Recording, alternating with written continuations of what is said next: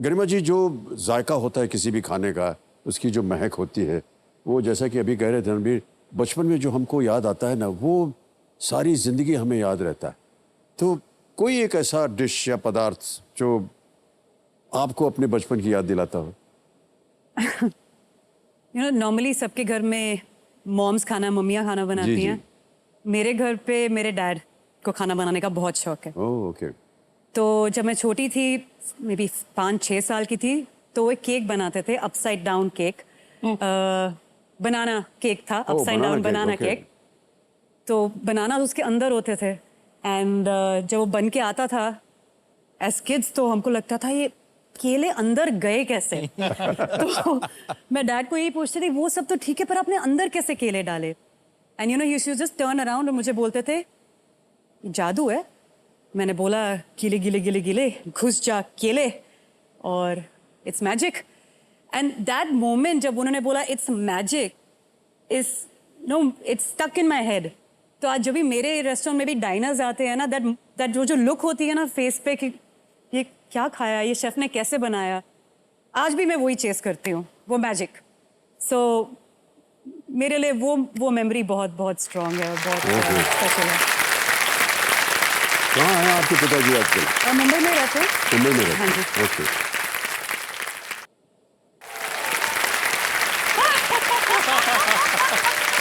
A small surprise for you. गरिमा जी के पिताश्री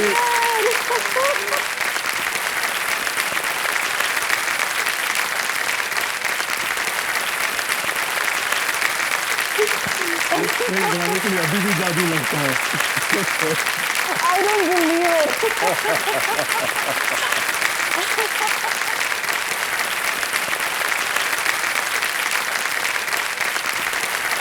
thank you so much for this. करवा सकते थे, घर से मेरे बोलने से कभी नहीं आते वो बाहर। अब केले तो है नहीं इसमें। केले केले केले केले खुश जाते हो। ये बनाना केक गरिमा जी के पिताश्री ने बना के लाए हैं और ये सरप्राइज के तौर पर उनको दिया जा रहा है। ये तो जादू का केक है, इसमें No carbs, no sugar. No carb no sugar. Thank you, Dad.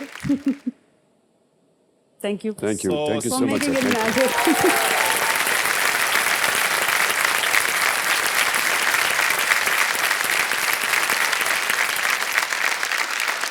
और a big hand for Garima ji के पिताश्री।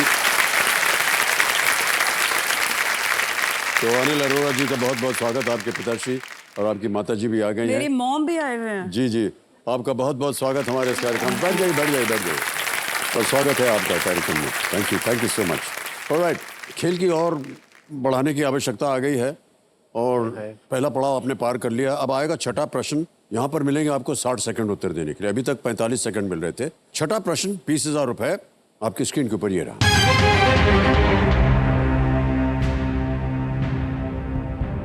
कौन से ग्रीक पौराणिक चरित्र का नाम जो आकाश को धारण करता है एन रैंड के इस उपन्यास डैश श्रग्ड का नाम पूरा करता है?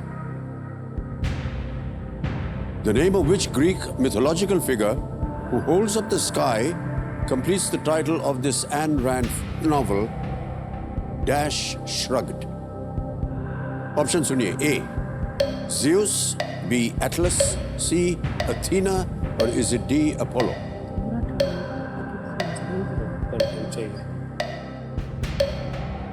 गरिमा जी, ये जरूरी नहीं है कि आप उनके कान में ही फुसफुसाती रहे हैं। इनको हम कंट्रोल भी सुनना चाहते हैं कि आप क्या बोल रही हैं। सर उनको संभालना पड़ता है सर। अच्छा, ऐसा है। नहीं, पब्लिकली आप संभाल सकती हैं, ऐसी कोई बात नहीं है। नहीं। कौन से ग्रीक पौराणिक चरित्र का नाम जो आकाश को धारण करता है एन रैंड के इस उपन्यास डैश श्रग्ड का नाम पूरा करता है? सर हम बी एटलस को लॉक करेंगे। ऑलराइट, बी को लॉक करें। हाँ जी। बी एटलस पे ताला लगाया जाए। ये भी बिल्कुल सही जवाब दिया आपने। 20,000 रुपए की तालियां बजती हैं। एन रैंड का ये उपन्यास उनके ऑब्जेक्टिविस्ट फिलॉसफी के बारे में है। एटलस एक ग्रीक फिगर था जिसने अपने कंधों पर आकाश को धारण किया हुआ था। पुस्तक का शीर्षक इस बात की संभावना की ओर इशारा करता है कि क्या होगा यदि एटलस का कंधा झटका दे और आकाश को धारण करना छोड़ दें। बहुत ही प्रचलित पुस्तक है और आप सबने पढ़ी भी होगी। ऑलराइट, गरिमा जी, आपसे बात करके हमें और भी अवसर मिलेगा, लेकिन हम चाहेंगे कि एग्जैक्टली आप रणवीर जी को भी एक मौका दें ताकि हम उनकी जो ज्ञान है उसको टेस्ट किया जाए।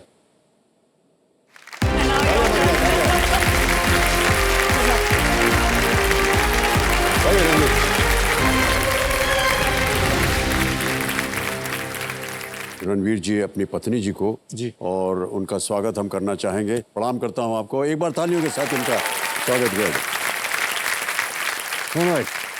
सर हमारी माता जी जो हैं उनका काम कुछ नहीं है। 9 बजे आग लगे कुछ हो जाए, पिताजी को क्या देखना है कुछ देखना है कोई फर्क नहीं पड़ता, कौन बनेगा करोड़पति लग जाता है। और जब भी लगता है तो मुझे यही कहा जाता था आज से पहले तक, इतनी तूने पढ़ाई करी, कॉलेज वॉलेज टॉप किया, फायदा क्या, कौन बनेगा करोड़पति, आया नहीं तो ये आज जो है ये बहुत मतलब जो यहाँ बैठी हुई हैं इन्होंने बोला कि मेरे को तो जाना है भैया, मतलब ऐसा लग रहा है कि इनकी जो तपस्या है ना वो पूरी हुई है। ओहो ऑलराइट, रणवीर जी आपको कुछ हम दिखाना चाह रहे हैं। Can we have that video please? मुझे पापा पसंद है क्योंकि वो मुझसे बहुत प्यार करते हैं। मैं ये कविता पापा के लिए गाना चाहता हूँ। ऐसा कोई खिलौना नहीं जो पापा ने मुझे दिलाया नहीं, ऐसा कोई पल नहीं जो मुझे पापा में एक सुपर हीरो नजर आया नहीं। आई लव यू पापा, ये बात हमेशा याद रखना, फिर ना कहना अरे ईशान तूने बताया नहीं। पापा अब हम सब कुछ जानिए, पापा आप ईशान की शान हो, आप जैसा रॉकस्टार अब तक दुनिया में आया नहीं। यू आर द बेस्ट, ये बात हमेशा याद करना, फिर ना कहना अरे ईशान तूने बताया नहीं। रेडियो छोटा था ना तो किचन में खड़ा हो जाता था, तो ऐसे कड़छी घुमाने लग जाता था, तो उसकी बहन को बोलता था डॉक्यूमेंट्री कर, ये बन रहा वो रहा। तब हम लोग को बहुत फनी लगता था कि ये क्या कर रहा है, क्योंकि हमारी फैमिली में सब डॉक्टर या आर्मी अफसर या इंजीनियर वगैरह थे, तो इस लाइन में कोई नहीं गया था, इसलिए कभी सोचा भी नहीं था कि ये मतलब इस लाइन में जाएगा। अब जब चला गया तो भगवान की दया से बहुत खुश है और आप लोगों का प्यार है और उसकी मेहनत है। अच्छा लगता है अब सुन के कि हमारा बेटा इतना बड़ा शेफ बन गया। As a person Ranbir has always been a simple person. ऐसे नहीं कि बहुत डिमांडिंग है, बस एक मुझको उनकी शिकायत है कि वो खाना ना टाइम पे नहीं खाते हैं, पानी भी उनको जाके देना पड़ता है तब जाके वो पियेंगे। जो और एक शिकायत मुझे रणबीर से है, वो ज़रा भी एक्सप्रेसिव नहीं है। खाने के लिए वो बहुत एक्सप्रेसिव है, अगर नमक ज़्यादा गिरे या फिर ज़्यादा सियर ना हुआ हो तो वो बहुत एक्सप्रेसिव वे से हम लोग एक्सप्लेन कर देते कि ये ठीक नहीं है वो ठीक नहीं है। बट अगर रिश्तों में थोड़ा बहुत कुछ ऊपर नीचे होता है, ही नेवर एक्सप्रेस। तो वो जो बैलेंसिंग एक्सप्रेसिवनेस है ना जो खाने में दिखाते हैं, वो अगर रिश्तों में भी आ जाए ना तो बल्ले बल्ले हो जाए। मुझे पापा का पिज़्ज़ा बहुत अच्छा लगता है और वो दुनिया का सबसे अच्छा पिज़्ज़ा बनाते हैं।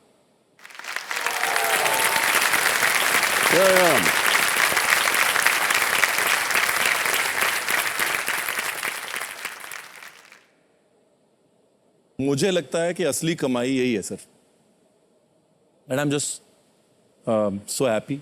अगर ईशान ये बोल रहा है कि मुझसे ऐसे कभी नहीं बोलता सर, कविता वविता ये वो मतलब बट मुझे लगता है कि ठीक हो रहा है जिंदगी में, जो कर लिया ठीक है, सही जगह लग रहा है।